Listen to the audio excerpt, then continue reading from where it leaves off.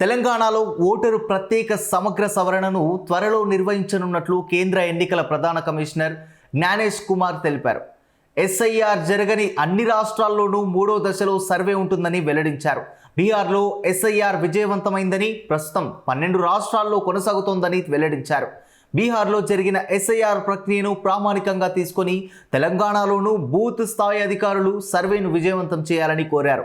హైదరాబాద్లోని రవీంద్ర భారతిలో ఆదివారం బిఎల్ఓలతో సిఈసి సమావేశం నిర్వహించి మాట్లాడారు. దేశ ఎన్నికల వ్యవస్థకు బిఎల్ఓలే వెన్నుముక అంటూ మన దేశ ఎన్నికల వ్యవస్థ నిర్వహణను ప్రపంచం మొత్తం ఆసక్తిగా గమనిస్తోంది. బీహార్లో ఎస్ఐఆర్ సర్వేను బిఎల్ఓలు విజయవంతం చేసి దేశానికే మార్గనిర్దేశం చేశారు. అక్కడ ఎస్ఐఆర్ తర్వాత 7.5 కోట్ల మందితో ఓటర్ల జాబితాను విడుదల చేశాం. వాటిపై ఫిర్యాదులేవీ రాలేదు.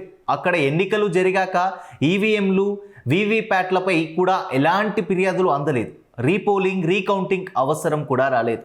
తెలంగాణలో సగటున 930 మంది ఓటర్లకు ఒక బిఎల్ఓ ఉంటారు. ఇప్పటికే ఎస్ఐఆర్ చేసిన చోట్ల చనిపోయిన వారి పేర్లు, ఒక వ్యక్తికి 2 ఓట్ల వంటివి కనిపించాయి. ఇలాంటివి తెలంగాణలోనూ ఉండవచ్చు. ఎస్ఐఆర్ ద్వారా అలాంటి వాటిని సవరించాలి. దేశంలో రాజ్యాంగానికి అతిపెద్ద సైనికుడు బిఎల్ఓనే. దేశంలో ఎన్నికల కోసం 1.80 కోట్ల మంది సిబ్బంది పనిచేస్తున్నారు.